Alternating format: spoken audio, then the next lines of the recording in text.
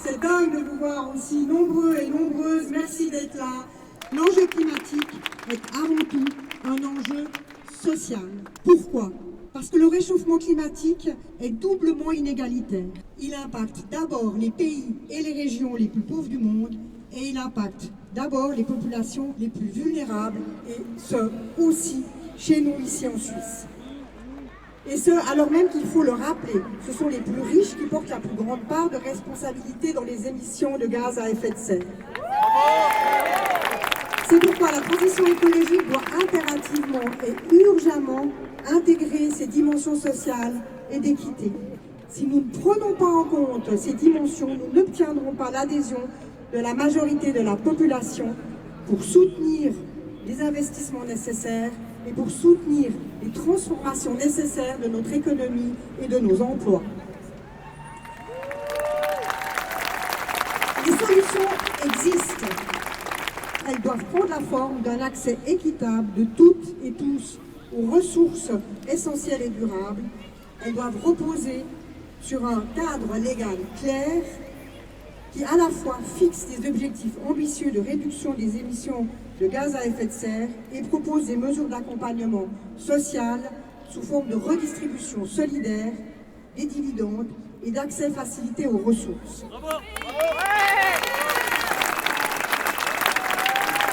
C'est un défi majeur qui nécessite ingéniosité et créativité et qui doit être porté par toutes et tous solidairement. Nous voyons aujourd'hui que ça, nous sommes capables de le faire. Vous êtes là pour le témoigner.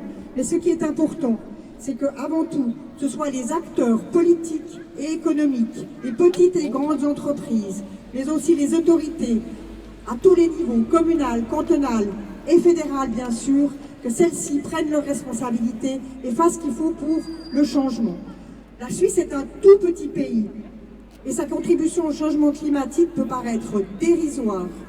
Mais la Suisse est aussi l'un des pays les plus riches du monde qui a les moyens financiers et la capacité d'innovation pour apporter des solutions rapides et concrètes qui bénéficient à toutes et tous et ne laissent pas les plus précarisés sur les bas-côtés de la route.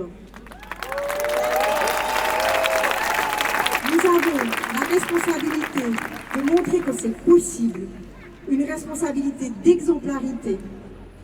Nous, les femmes, nous devons rendre possible cette révolution climatique pour le bien de toutes et tous, en nous mobilisant et en nous engageant activement. La prochaine étape, c'est votons, oui, le 18 juin prochain. Mobilisons-nous aussi le 30 septembre à Berne pour une transition écologique qui ne se fasse pas sur le dos des plus pauvres et plus vulnérables, pour une transition écologique qui contribue à réduire les inégalités sociales et non l'inverse.